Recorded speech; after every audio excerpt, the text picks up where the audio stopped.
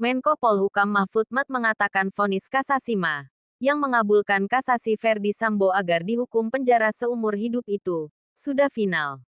Menurut saya, seluruh pertimbangan sudah lengkap dan kasasi itu adalah final, kata Mahfud. Dia menjelaskan, dalam kasus ini, apabila pemerintah diperbolehkan mengajukan upaya hukum, akan dilakukan. Hanya saja, menurutnya, dalam sistem hukum pidana Indonesia, pemerintah maupun jaksa tidak bisa mengajukan peninjauan kembali (PK) jika kasus sudah sampai kasasi. Pernyataan senada juga disampaikan Kapus Penkum Kejagung Ketut Sumedana kepada wartawan.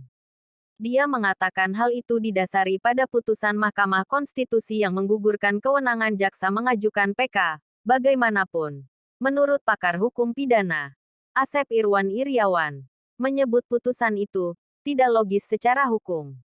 Dia merujuk pada pasal 253 KUHP, yang menyebutkan bahwa kewenangan Mahkamah Agung ada 3. Pertama, menentukan apakah penerapan hukum diberlakukan dengan benar atau tidak.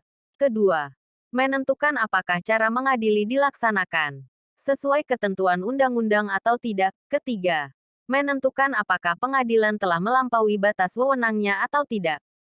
Jika dalam pemeriksaan, Mahkamah Agung menilai ada ketidaksesuaian penerapan pasal, cara mengadili atau kompetensi pengadilan, Mahkamah bisa mengadili sendiri.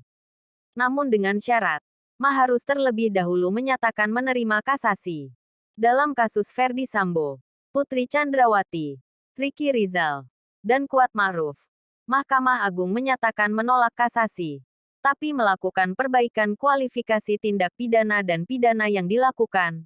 Putusan semacam ini, menurut Asep Irwan, tidak logis sama sekali. Logisnya harusnya terima kasasi, baru mengadili sendiri. Maka jarinya lahir istilah diperbaiki oleh Ma.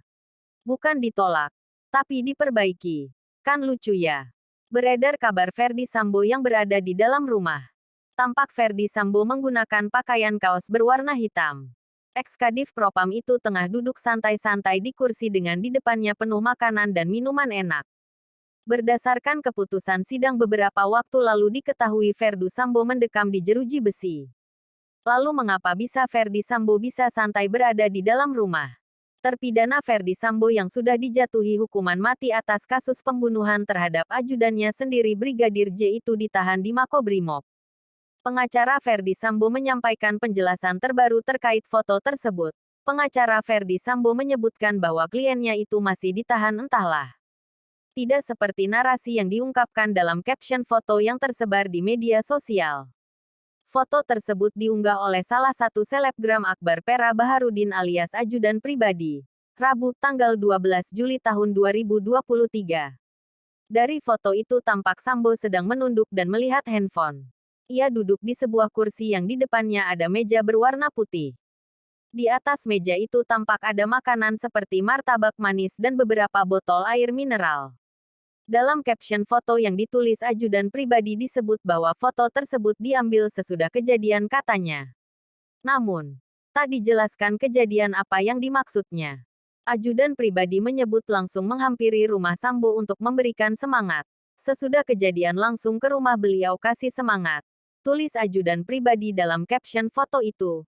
Sementara itu, pengacara Ferdi Sambo, Arman Hanis membantah bahwa kliennya keluar dari rumah tahanan dan tinggal di rumah. Yang pasti, Pak FS masih ditahan di rutan Makobrimob. Dia tak keluar.